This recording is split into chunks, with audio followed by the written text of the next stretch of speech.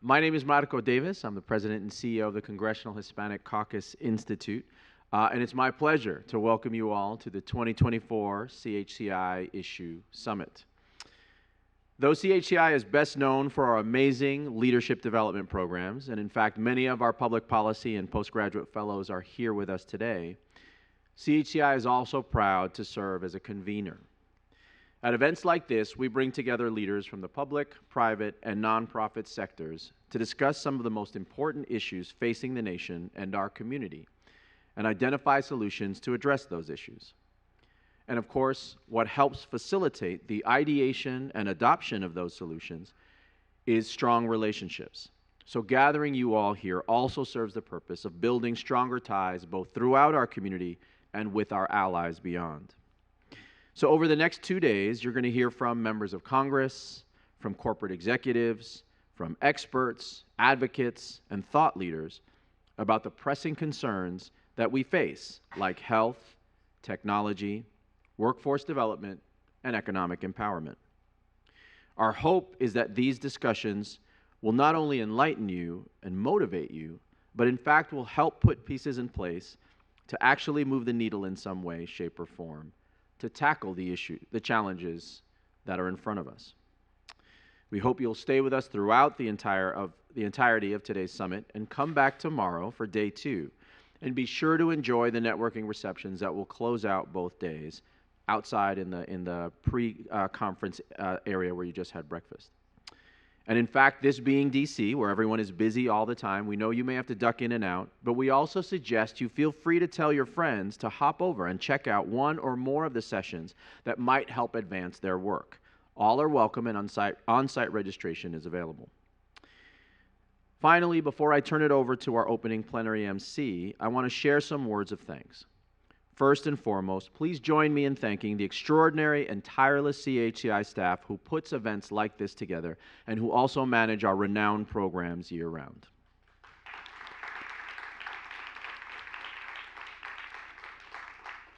Let's also thank all the staff here at Capitol Turnaround, all our servers, all the lighting, all the technical folks who also make an event like this possible. And finally, I want to express my deep gratitude to all of our summit sponsors, especially our champion circle sponsors, Amazon, Amgen, and MasterCard, for their generous support. It's their contributions and their commitment that help make all of the work that CHCI does move forward. Be sure to follow us and comment on social media using the hashtag CHCI Summit to help others benefit from the experience. And once again, we thank you for joining us today and hope you enjoy the summit. Now it's my pleasure to introduce the MC who will kick off this morning plenary session.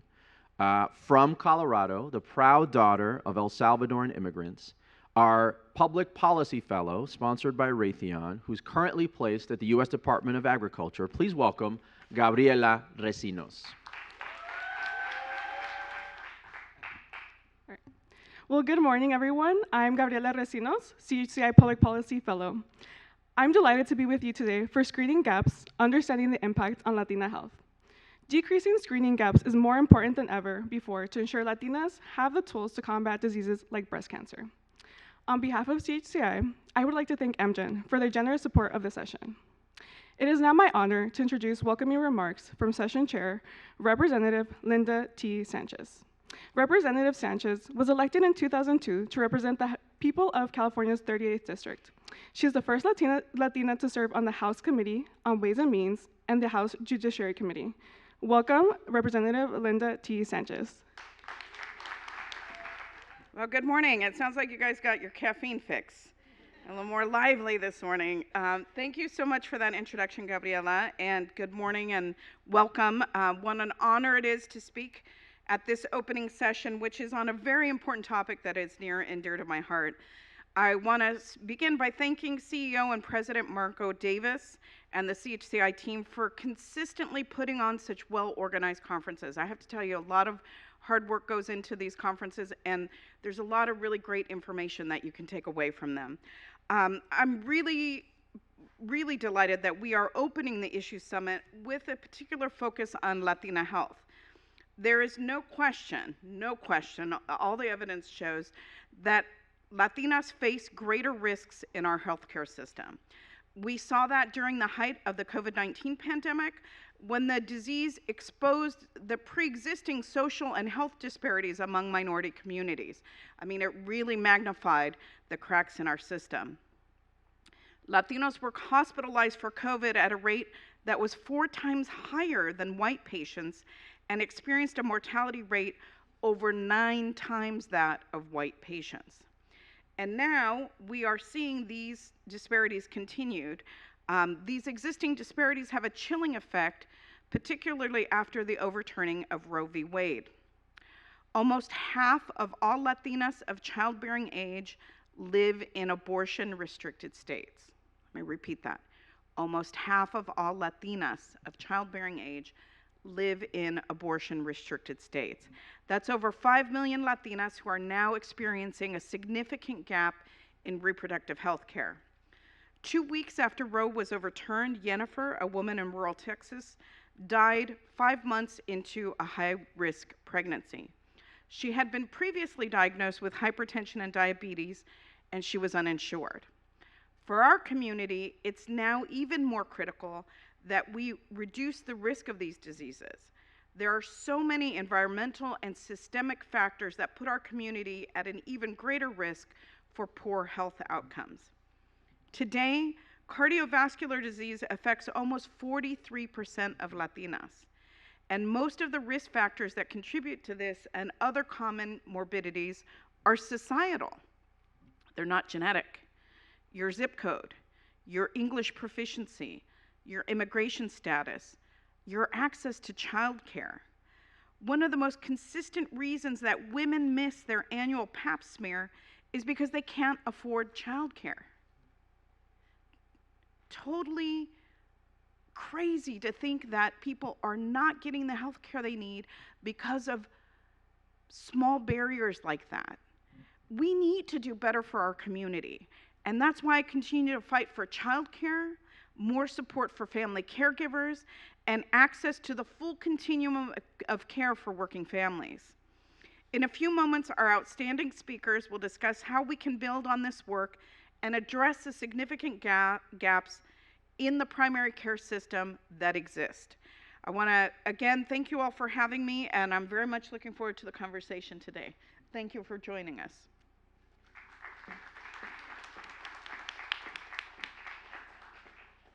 All right, well, thank you so much, Representative Sanchez, for coming to the summit today and sharing your words. It is now my pleasure to introduce today's moderator, Isabel Duron. Isabel is an award-winning Latina journalist and cancer survivor. In 2017, she launched the Latino Cancer Institute to amplify Latina voices about the cancer burden and drive policy to improve health outcomes.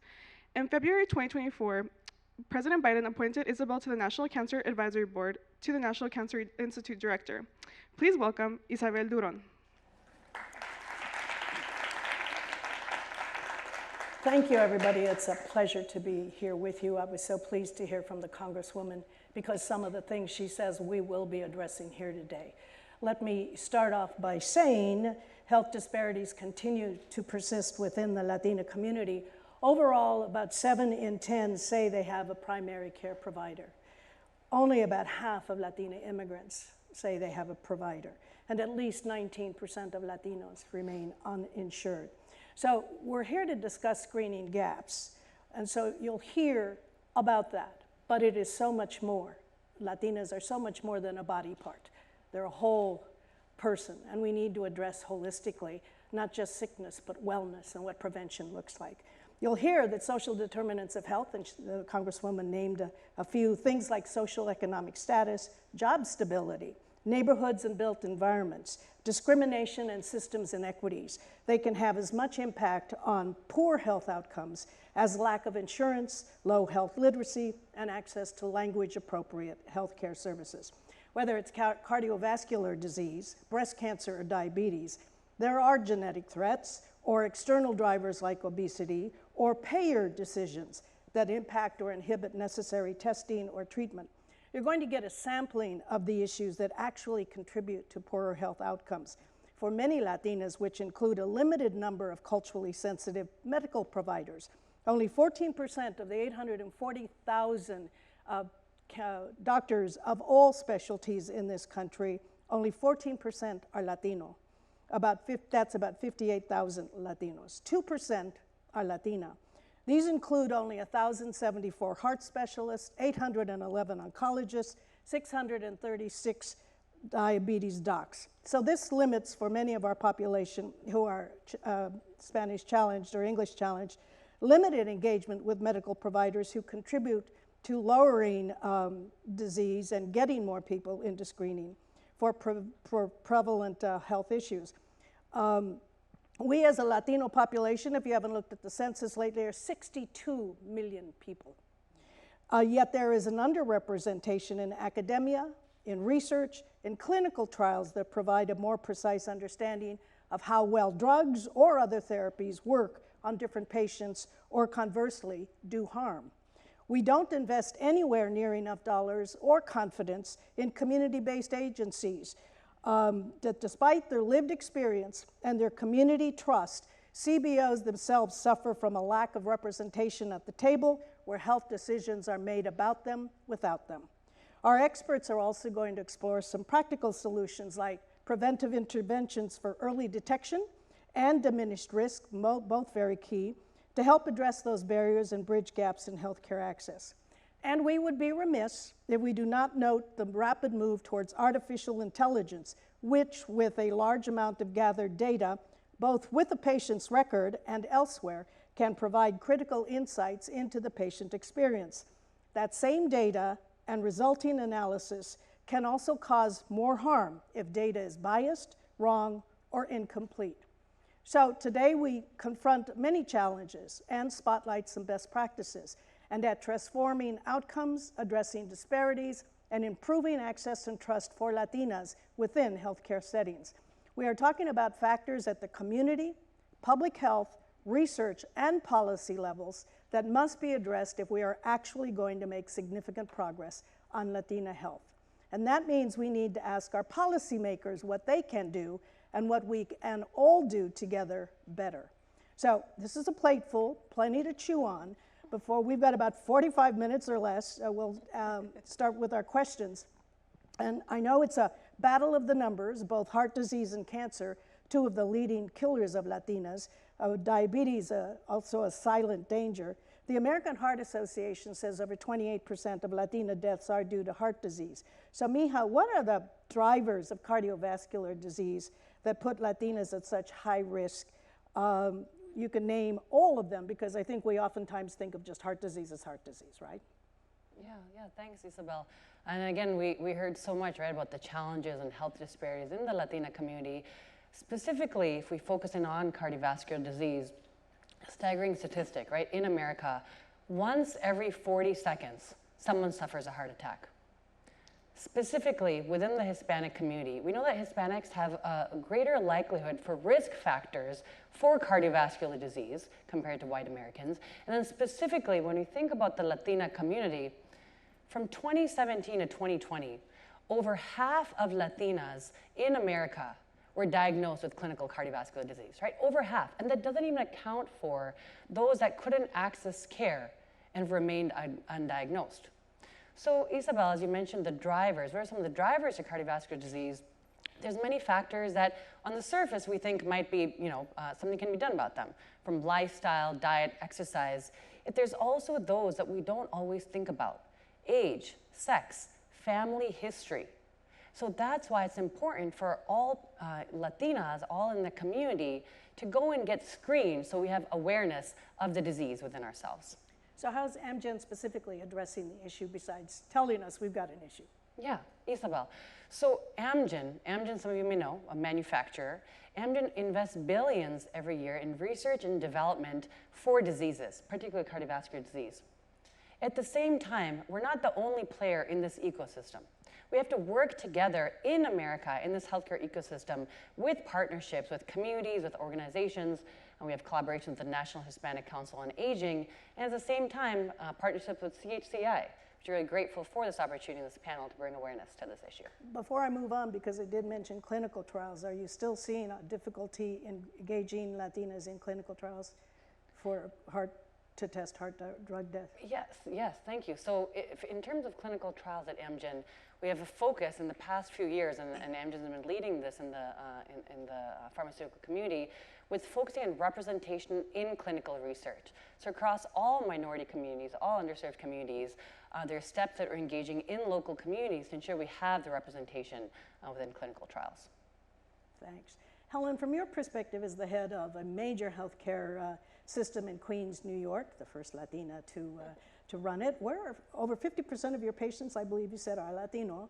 Are the barriers to healthcare the same, or have they changed in 5 years, or have circumstances changed where you're seeing differences in Latino and Latina response to getting healthcare? So I think one of the major unique things about Elmhurst, where we live in Queens, New York, we actually sit in the most diverse district of the nation. I mean, we speak over 125 different languages in my hospital alone. We actually speak more languages than Google. And that is a no fact. Google might catch up though.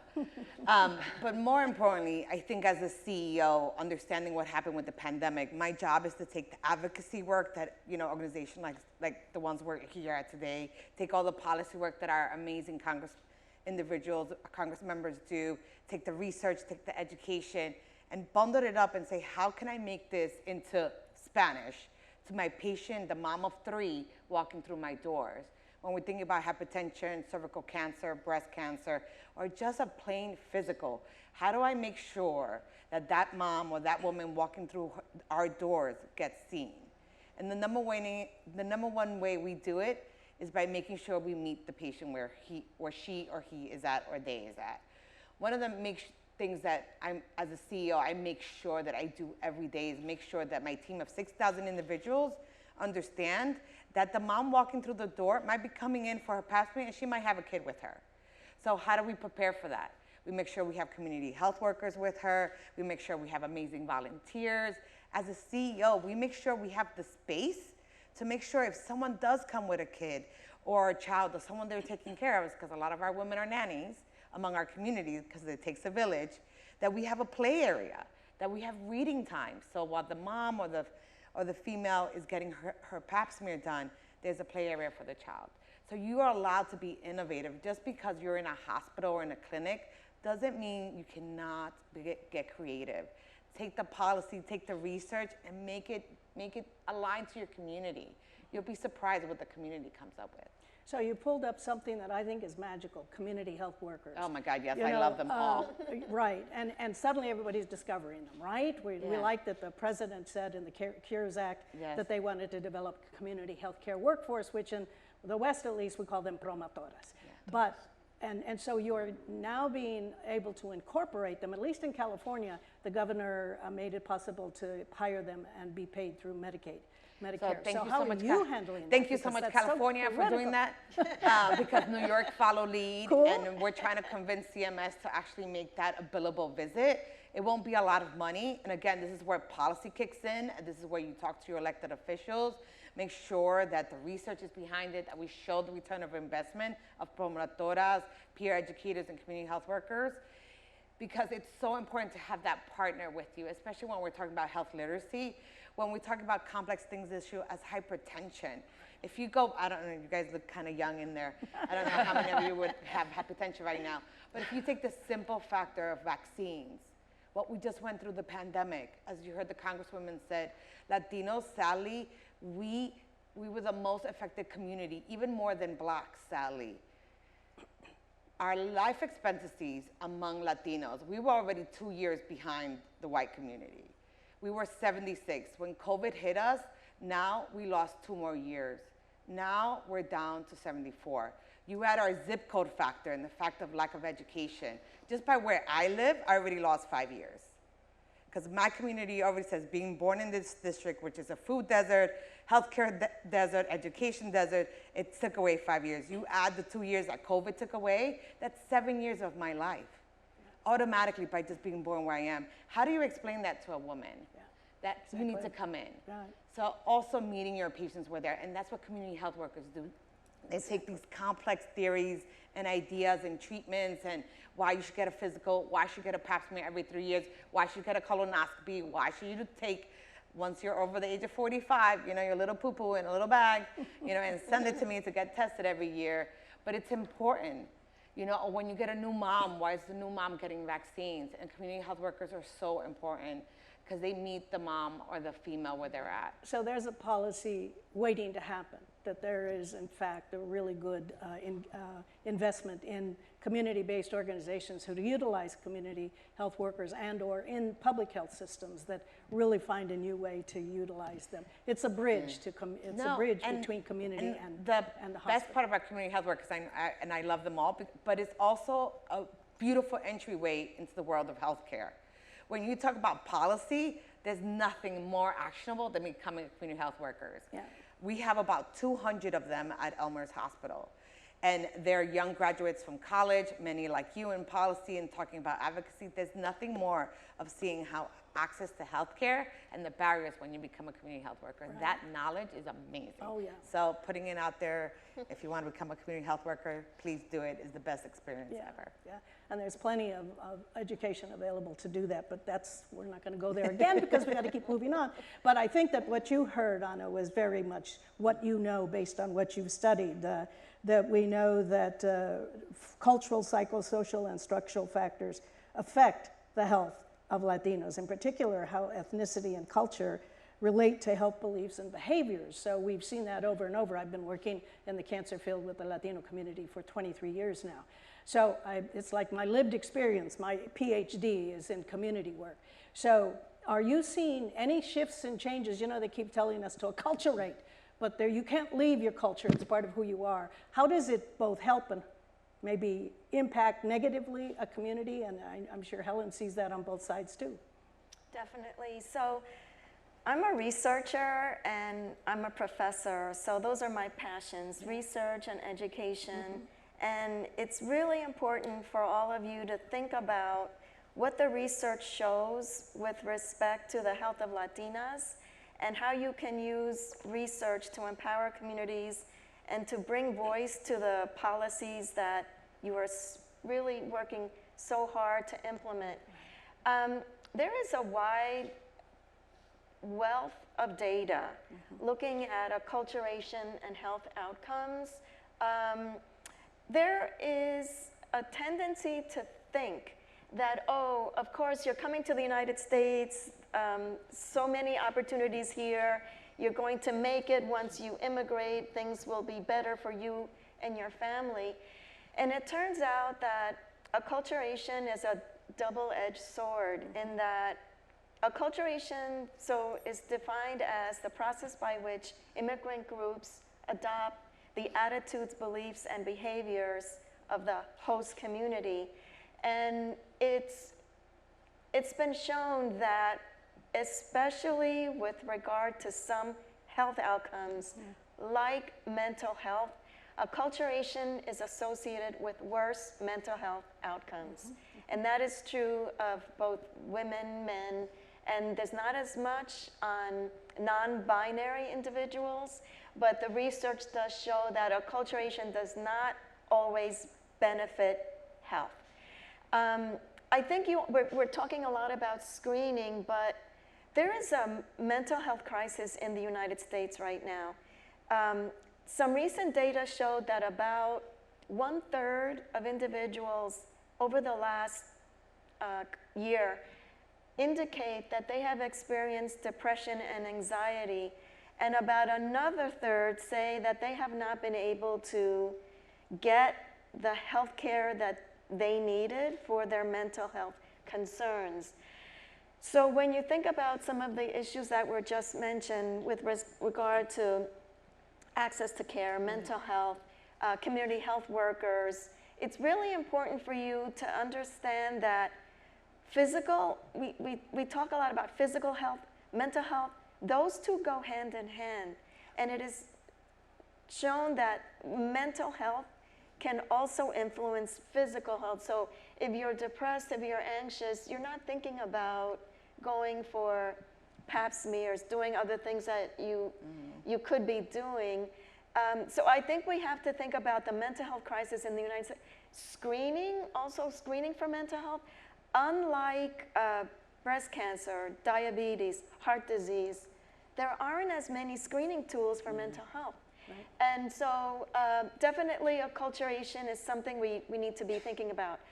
Let me put it on the other way though, the benefits of acculturation. There's some evidence that shows that the more acculturated you are, if you're Latina or Latino, rates of physical activity increase with greater acculturation. Now, whether that's because with greater acculturation, exercise becomes more of a norm that is not standard in some communities that we come from, or whether it's more access to exercise facilities, green spaces, neighborhoods where you can walk and be physically active, or whether it's due to, we know that with greater acculturation, there's increases in occupational prestige. So the more education, the higher your income, the more likely you are to be able to obtain an occupation that allows you to take time off work or to have flexible work schedules.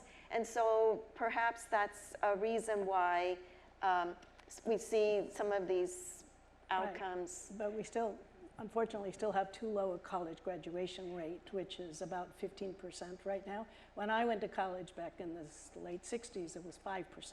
So it's still slow, but congratulations to all of the fellows in here for hanging tough in there. I love to hear they're going for their MPHs and their PhDs. But you know, you raised an issue about acculturation.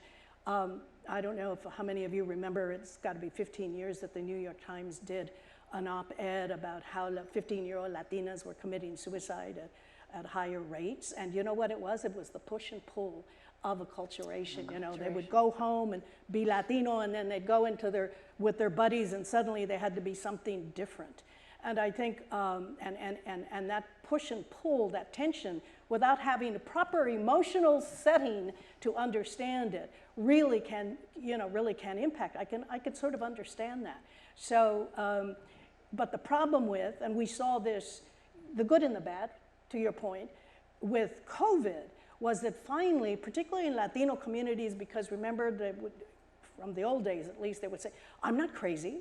I don't need to go see a therapist or anything like that. But COVID really shifted family thinking and Latino thinking into, we need help, you know. But the problem is there are not enough people, particularly in Spanish language therapists, to be able to assist and to address the issue.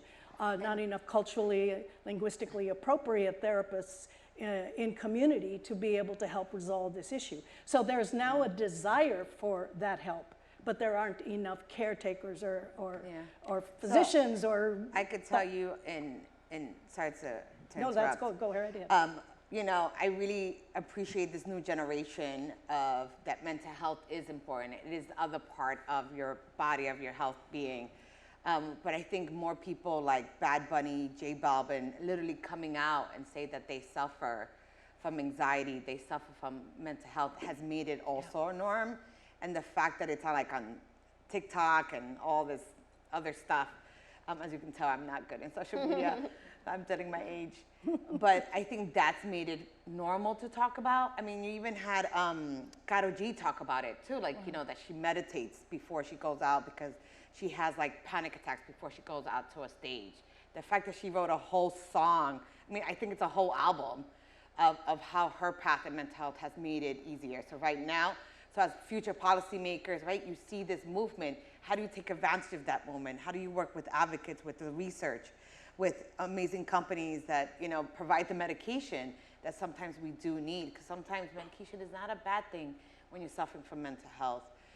And I think for me as a provider, I think one of the major things is how do I create that access? Right now, this whole movement, and you want to create access to mental health, like how do I get creative? Again, going back to that mom who does have that child, how do I create the space to have childcare for that mom to make to her appointment?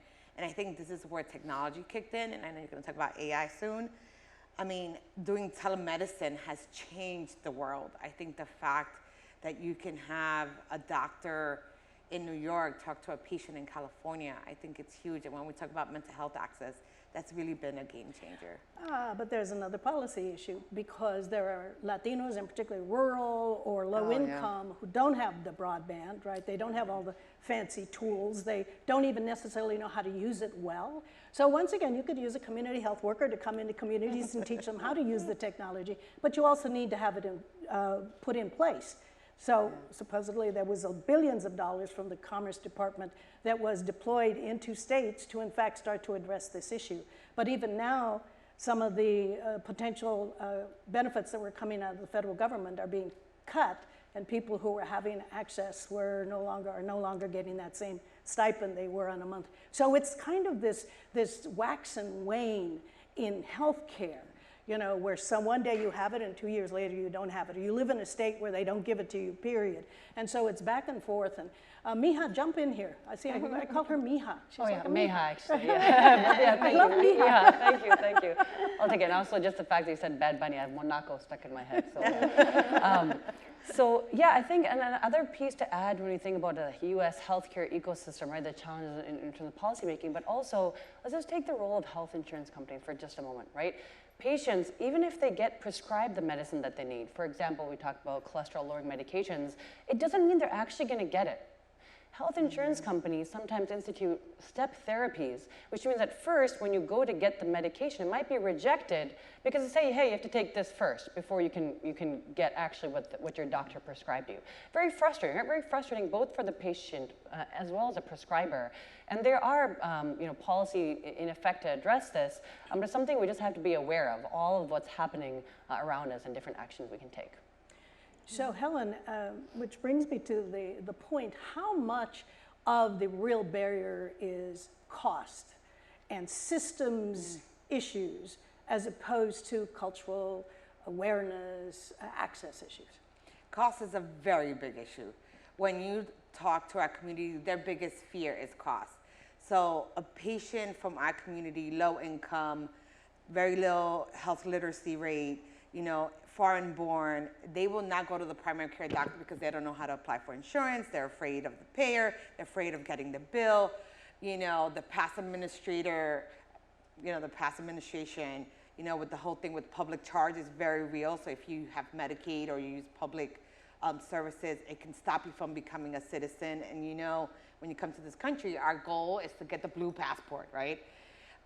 So they won't get insurance. So when they get really, really sick and they walk through the emergency room and they get a bill of $7,000 or more, they're not gonna come back. They'd rather, go to the curandero in the corner, Salvador, the massage person on the other.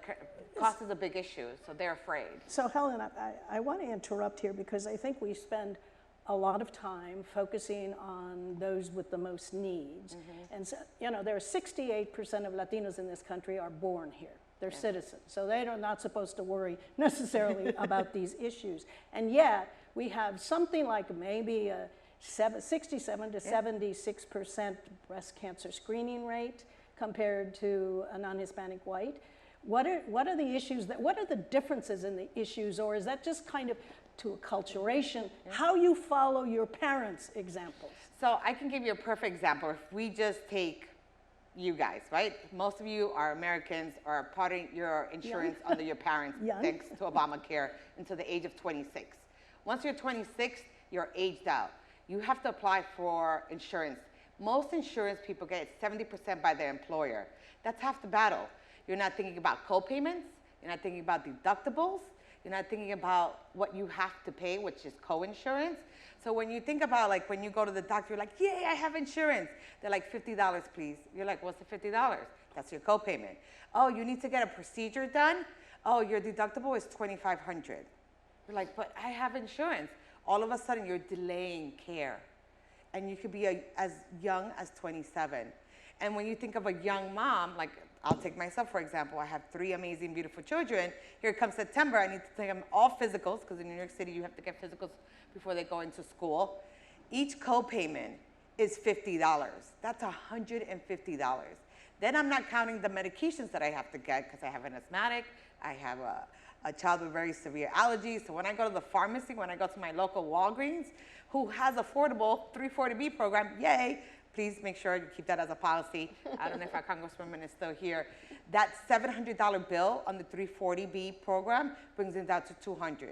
But in that one day, for my 3 kids to make sure they go to school, it's $150 copayment plus the medication is $270. I spent $500 in one day, and I'm a professional. That's $500 that I have to dish out. Now you take someone who's working at McDonald's, that she or he has to, so cost is a very big thing. Very big. So we have to make sure you work with the payers, you work with policies to make sure those deductibles and those co-payments become smaller. We might also talk about maintaining health. I don't know if you've heard, it's something I've been saying forever. Health is wealth. And the Latino community is actually one of the most important economic backbones of the country. It's the GDP and amongst Latinos is $3.2 trillion. It's the size of maybe the 5th country in the world. So you are producing, you are making money, so you have to stay healthy, not just for your own selves, not just for your families, but for your community and your country. Yes, give for your country, right? So unfortunately, I do think that there's a lot of that mentality. I'm healthy, I'm fine, I don't feel any problems. So you don't go and do your necessary annual checkups, be it either for heart or diabetes. You're not keeping watch on that sort of thing. Yes. We have a huge diabetes problem in this country amongst Latino. And those are also driving and triggering heart disease, breast cancer, and in fact, obesity is the cause or is a trigger for 13 different types of cancers. So it's another issue that we have to be aware of. And so as youngsters, I call you the youngsters, you have to think, how can I help my family be healthier? Not just me, but my family. And how do you demonstrate that to your younger siblings or your parents or your grandparents? I think if we're going to move towards a wellness society, to diminish risk and to increase wellness, that is prevention, then we need to take steps in that direction. And those are your annual screenings that are required. I want to sort of do a poll and ask how many women in here had their HPV vaccine. Should I ask them to raise their hands? All those women, and I'm seeing... Men too. Well, that's true, men too. Men too. Let me see. Andale. No, well, now those are the women, but I was looking for men. Theater-wise, that looks about right, though. Oh, I see one guy, yay! We're on a roll. That is unconscionable. That is unconscionable. It is the one thing that can decrease your chance of getting cervical cancer. So you should not only be making sure you're getting it, but your younger siblings, boys and girls, and that people up to 45 can get that HPV vaccine. And you can start at the age of 9, so get all your little cousins too. That's right. That's and right. It's free. I mean, that's another amazing thing. Like, you know, in this country, when we talk about like la salud es vida, right? You know, when you look at our parents, our grandparents, they always say, con salud lo puedo hacer todo. With health, I could do it all. I mean, they struggled so much to get us here, to get us educated. You know, it is our duty to make sure we stay healthy, because we shouldn't stop our parents' and grandparents' dreams with us. We want to make sure we push the next generation, because if not, we're going to get stuck. We're going to get stuck. We're going to be sicker. We're not going to be that trillion-dollar economic power that we can be, right? Because with that power comes responsibility. But we can only get that trillion-dollar budget and expenditure and show what our consumers could be like, because what, you know, money talks in the U.S., you know, viva capitalism.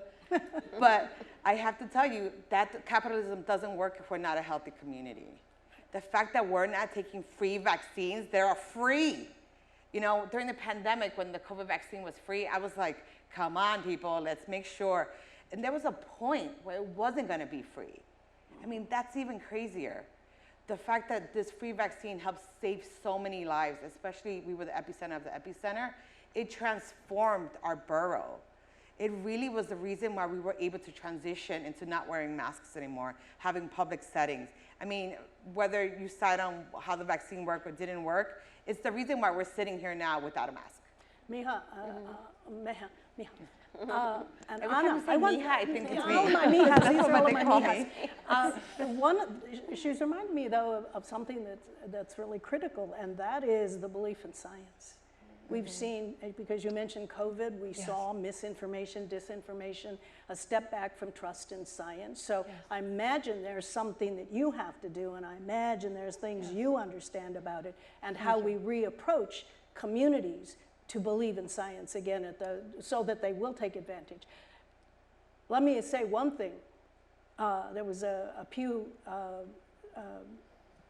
survey that found that 60% of patients say they don't accept that their doctor should use AI. So they don't trust AI. That's good. Healthy skepticism.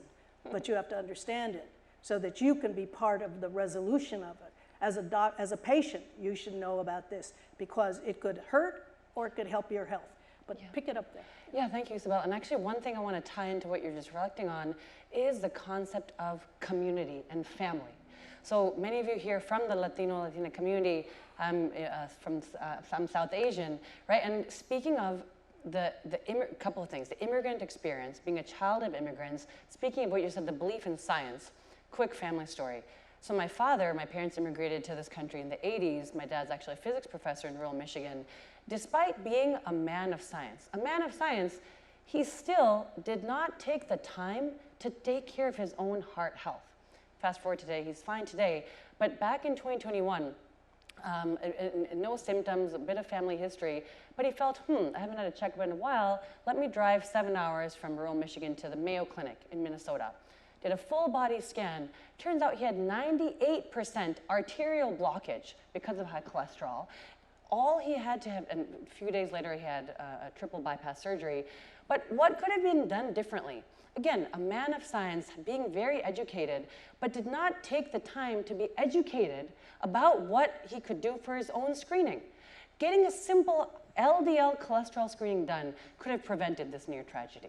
So something we're going to learn from that, and again, to tie into how close we are to our family, the influence we have, let's make sure we also educate ourselves and our parents of what we can do for our health. I agree with all the panelists, and so we started out a little bit talking about acculturation and structural factors. I think it's also really important to take into account the context in the United States right now. The socio-political context is hostile. It's hostile to Latinos and immigrants, and it's not just that we maybe aren't going to take care of ourselves the way that we should, it's also the environment that we're living in. So I was saying about mental health, but the other reason why mental health and our physical health is affected is because we are exposed to discrimination and anti-immigrant biases.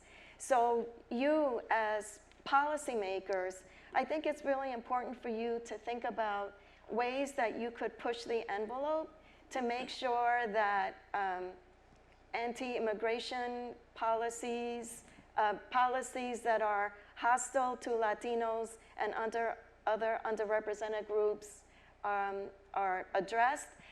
And I also want to say, speaking of science, the number of Latinos that are in the scientific workforce is abysmal. We published a paper a few years ago that we found that in the field of public health, Latinos made up only 6% of professors. And if you believe, and I do believe, that innovation leads to new discoveries, that science is supposed to be an innovator, how are you going to innovate if you don't have people at the table that understand the population, that are asking questions that are different? I want you to remember maybe a few things that coming out of this panel. Great minds think differently.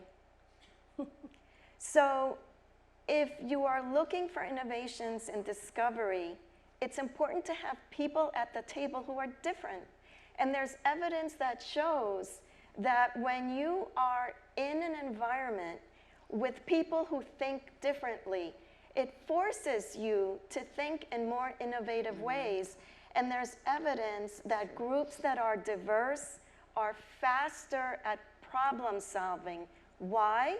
Because when you're in a group that is challenging how you think, it forces you to think about pros and cons, points, counterpoints of what you're saying. So I really want to encourage you to, as much as you can, advocate for diversity in higher education, advocate for diversity in science, advocate for research that's different. And we know training programs in the United States, there are very few institutes that support training programs. The National Institutes of Health is one, HRSA is another one, but funding for these programs is really, it's not what it should be. And we really need people in science and research that think differently. You know, one of the sustaining opportunities for me, I am a journalist by training. I spent 43 years in television broadcast news. But one of the things when I started the work in cancer was that I aligned myself with Latina researchers. And they were able to give me data because they were the few looking at Latinos and looking at health challenges and particularly looking at the cancer arena and being able to give me the data I needed to go out and prove my point about why someone like my first agency, my second agency, and now the Latino Cancer Institute need to exist. Here's the data, folk. So the sad part about it, though, Anna, is that so much of that work is hidden behind paywalls. All of those publications that none of us get to, because when you go try to get them, you have to pay $300 to get access to these publishing companies who publish the research. So maybe there's a place where policymakers can help take down paywalls so that the public can get access to information, data, and research about their community so they can use it to help further your cause, your policy, your argument for going forward, for changing the way things are seen. These are really critical issues. We have, as you said, as Anna said, the information is being done. It's being found.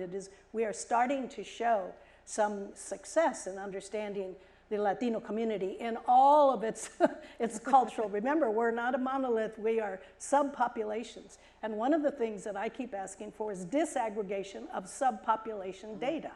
Because we are not all alike, you know? I mean, we have an Ecuadorian here. Where are you from? Cuba. Cuba. Mexicana. I mean, look at that. Mija, one of us, South Asian. So, you know, there are differences. There are genetic differences. There are biological differences. There are environmental exposures and differences. You talked about zip codes. These social determinants of health oftentimes are actually 80% responsible for our diseases. And those are a lot of environmental approaches. So we really can, I'm gonna give you all a chance because we've got about 4 minutes here, to make it out of all of this, where is it that you want our folks to go away with, think about, and maybe focus on doing something differently? All of us here have a role to play in advocating for making change happen, right? And again, very fortunate to be with all of you that are in the policymaking space.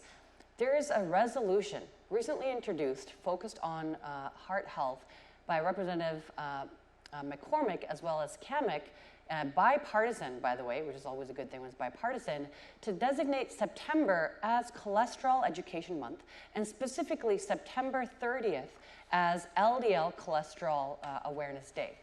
This is House Resolution 709.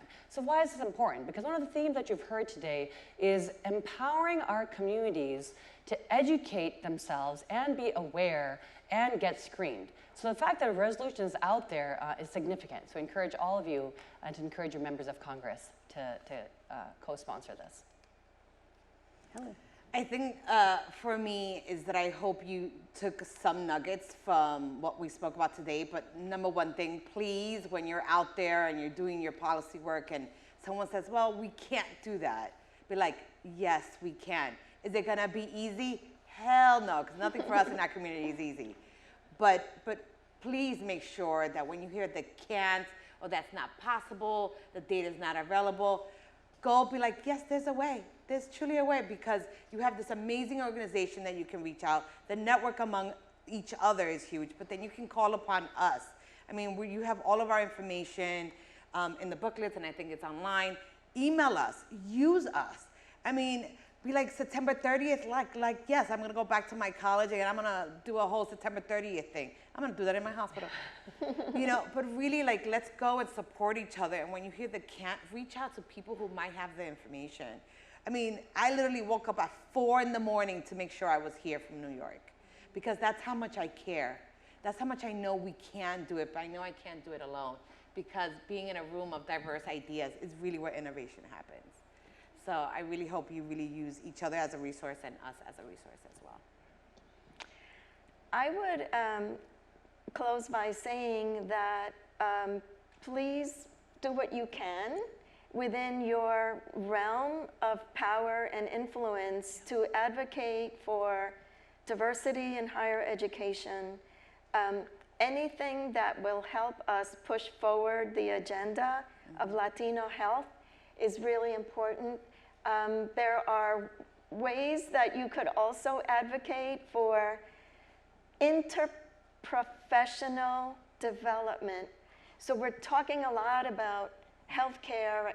Social workers are the #1 providers of mental health in the United States.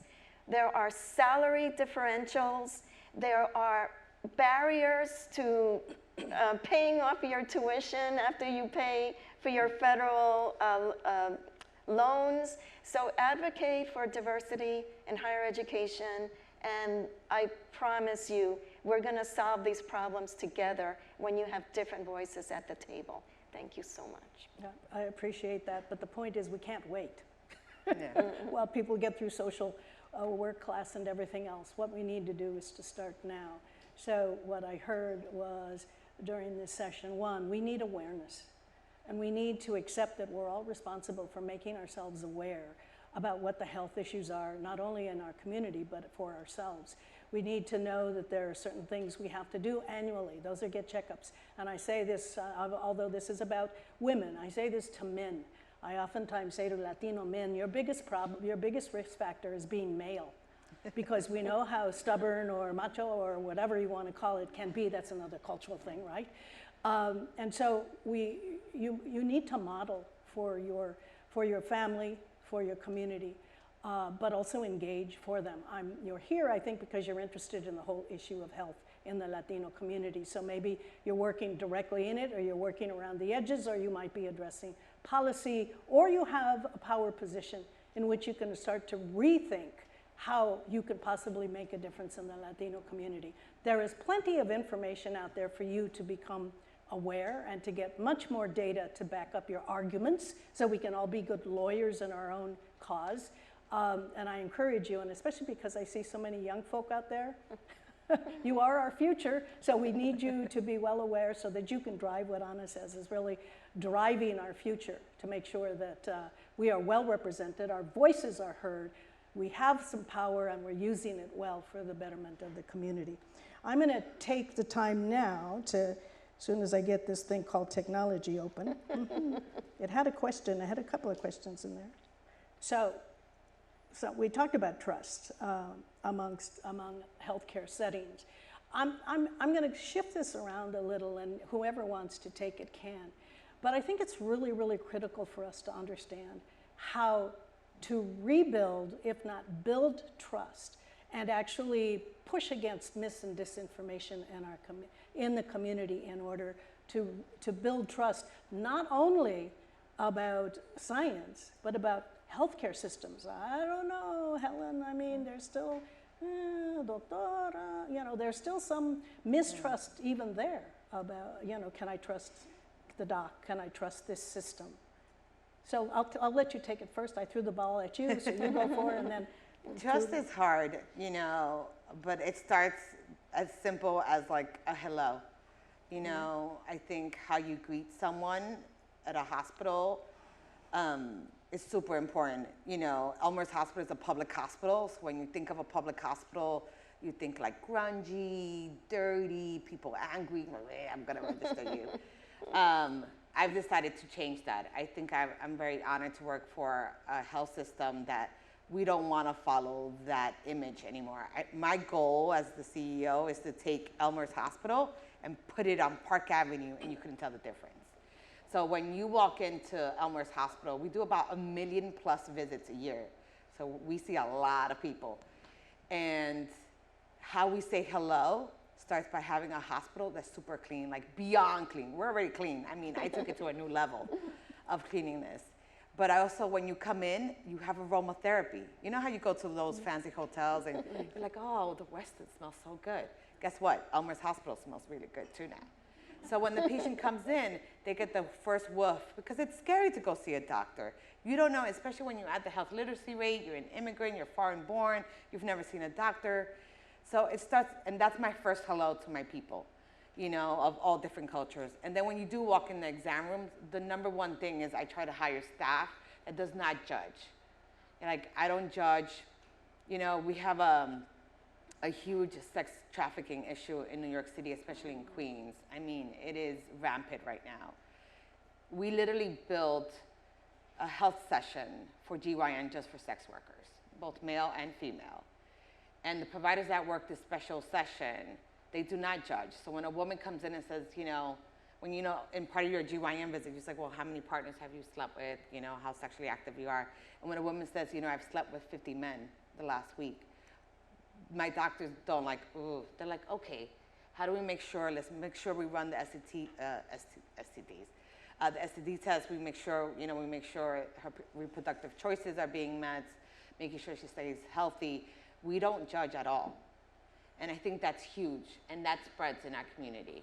Or when we have a person that comes in and says, hey, my kid has black and blues, not because I'm hitting him, right? Some cases are serious, but usually because culturally, that mom, the kid has asthma, took him to El Salvador, and the, which is a massage therapist in a weird way, banged the kid so hard that the kid had bruises. We won't call ACS right away because we know culturally that's what they're used to. So I think the first thing we begin that trust is by making sure we said the right hello, and we make sure that when we do meet them, we do not judge, no matter what they tell us. And thirdly, baby, you need to start measuring the air pollution in the neighborhood. Oh that my God, becomes a pollution. policy issue. See, Yeah, that's why the asthma continues, no matter what drugs you take. And I think building just off trust, everything we've heard from Dr. Helen right now, Dr. Anna, it's what you referred to. You are, representation matters. You are the leader of this hospital. You come from the community. So only you could make the change that you did for your community and for the hospital. So thank you for your leadership. Thank you for the medicine. No, absolutely. She makes the medicine affordable. So at Amgen, obviously there needs to be an outreach to communities. How are you doing it differently than you might have even done 5 years ago? Yeah, so I lightly touched on in the beginning on this focus on representation, clinical trials, representation, clinical research. So one of the studies we launched last year actually is the African American Heart Study, and to enroll patients, it requires, again, the word we're using, trust. So how do you build the trust? You go out to the communities where people are at, you partner with local churches and educate on, hey, here is what a clinical trial is, here is what it means, and here's what your participation could mean for your community. So trust really starts, I feel like, at the community level. So I'm going to take you one step further. So did you actually invest about $100,000 into some faith-based workers so they could go out and do that work?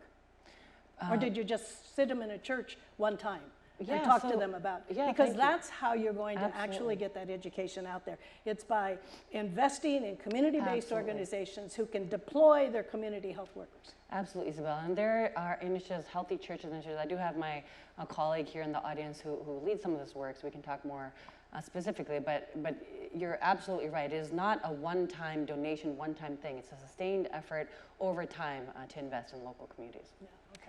I would add, from a research point of view, trust in research is community-based participatory research is one way where that method involves bringing in voices from the community to serve as partners in research and coming up with the research questions and then involving the community in the research questions that are being asked. So that's another thing.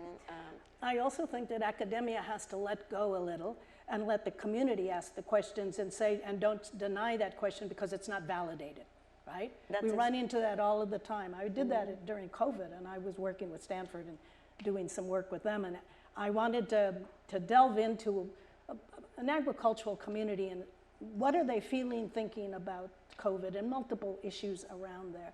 And when I did the survey, the CEO of the federally qualified healthcare system loved it. Oh, quality assessment. And Stanford took me to, almost spanked me because this didn't get approved by IRB. I said, damn it, I'm a reporter. I'm asking questions, period. What is this validated data? This is good questions for the community. So I had to go back to IRB and get it approved. So academia has to change as well if they're really going to work sincerely at a peer and equitable level with community. So that's what I'm teaching them. Yeah, okay? A lot of IRBs now include community. Oh, I know. I yeah, sit on a couple of those. Good. I sit on a couple of those. Please When make they that talk process about easy. ethics, I say, whose ethics? Yes, great. Those were decided years ago by white males, right? So You're asking whose the right ethics, right? questions. We got to revisit all of those. And that's why we need to have our voices at the table, because we need to challenge. Who are you talking about? That's not my community. This is how we think. This is the ways to get to them. But I wanted to talk about this question because we really need to leave on a really high note.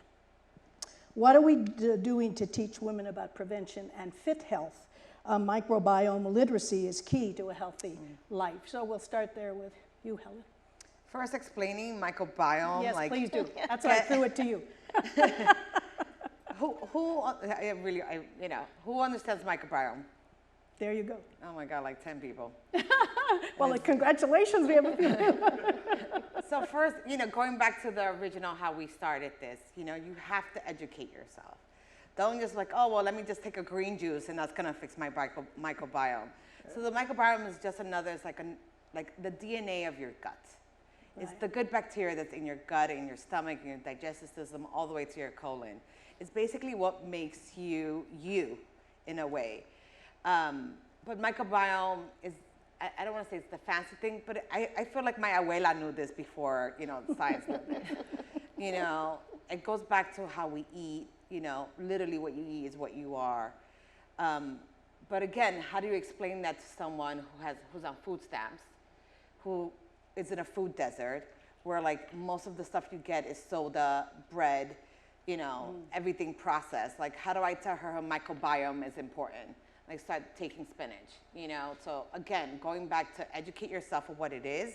How do you take a complex subject and topic, use community health workers, and really make it to where you're meeting your patients at? Like, how do you explain it? So usually for our patients in our community, it goes back, it's the DNA of your tummy. It's the DNA of your stomach. Certain things are not good for your tummy. The bacteria that you have in your stomach is actually a good thing. Not all bacteria are bad. And again, you have to listen to your tummy, to your poop. You got to look at it and be like, oh, that doesn't look good. Make sure you scoop it up and give it to your doctor. So again, how do you make the issue of microbiome and going all the way to like, maybe you shouldn't have that much hot sauce in your ceviche. Put a little bit of cilantro in your rice. Do white rice with a little bit of brown rice. This chia seed, something Peruanos made a long time ago. Culturally, you can have it. It doesn't take much. So again, figure out like how to use those things that we already have culturally and how to explain it to get the person healthy. So for us, we take complex theories and we make it simple, and then we try to use whatever they have at home to make sure that they get healthy on a healthier path. But it all starts with education. Absolutely. And it could be done in the community by community and you health already workers. have the tools. You don't have to go to Whole Foods. And the schools. You started talking about, we need, and I'm talking about, unfortunately, we've taken health education out of high schools. We've taken it, and they were even teaching it at grammar school levels too. And we've got to bring some of that back, because that's where your health starts, right? It doesn't start when you're suddenly grown up and reading the research papers. And so we have to reshape how people think about their health as very much a part of how they live, where they live, and what they do with their lives. Go ahead. No? No. Okay, then I'm going to switch here, because I think I really wanted to, I wanted to talk about AI. How many people here are working with AI or know they are?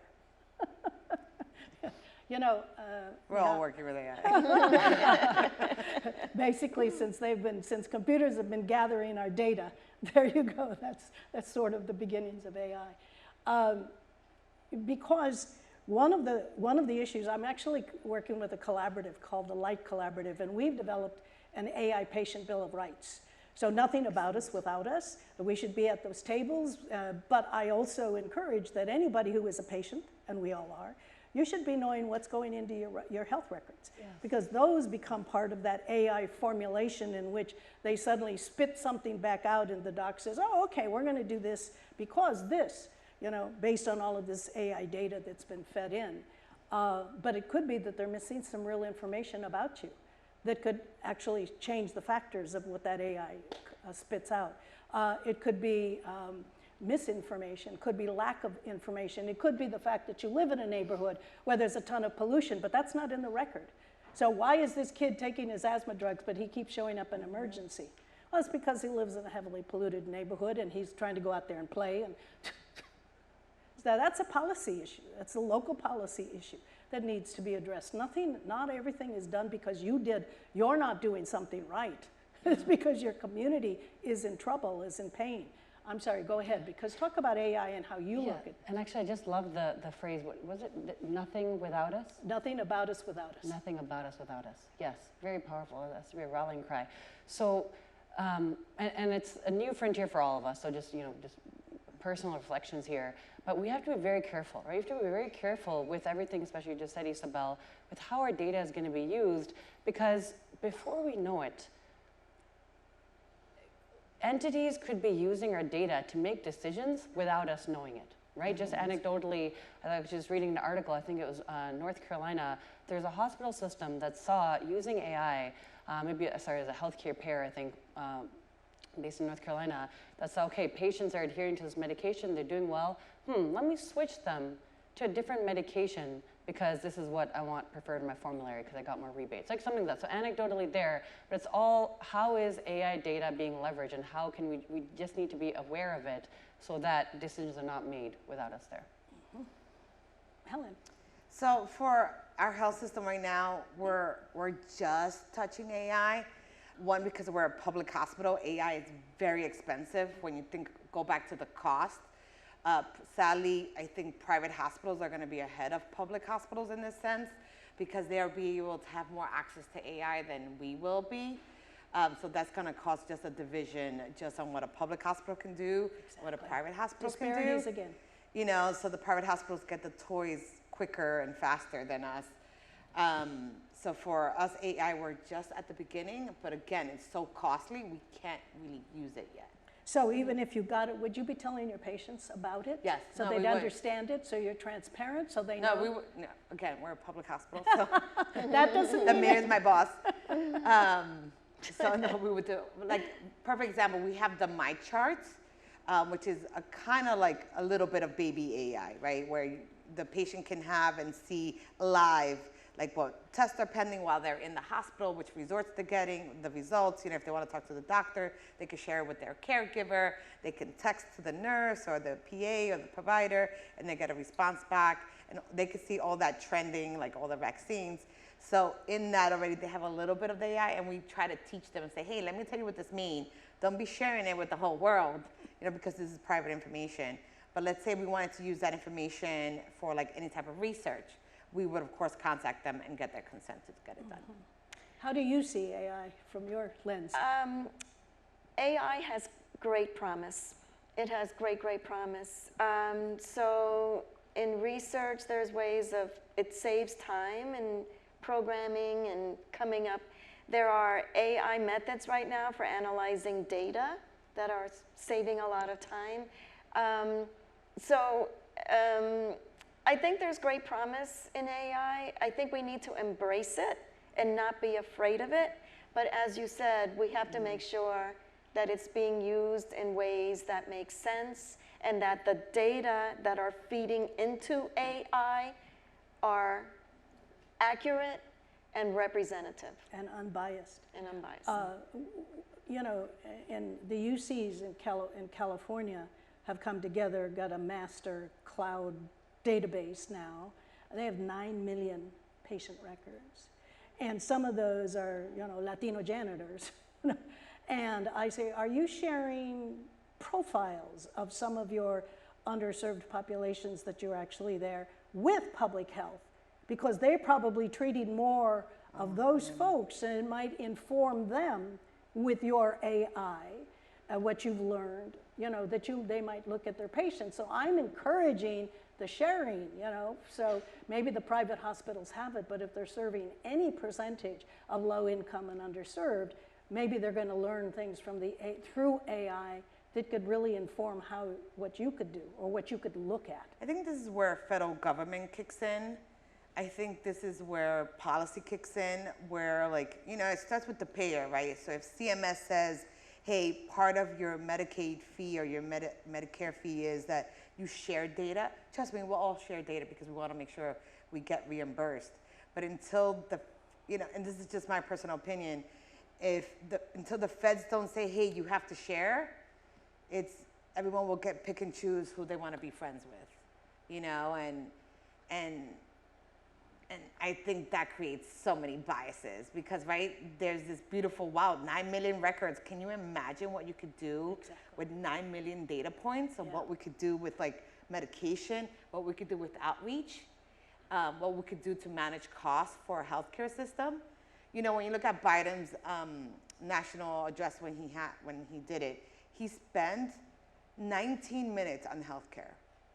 Out of his whole speech, 19 minutes. Healthcare is a big deal, and AI could be part of reducing some of the costs or reducing some of the disparities because there's so much data there that we don't even know what we don't know. Yeah.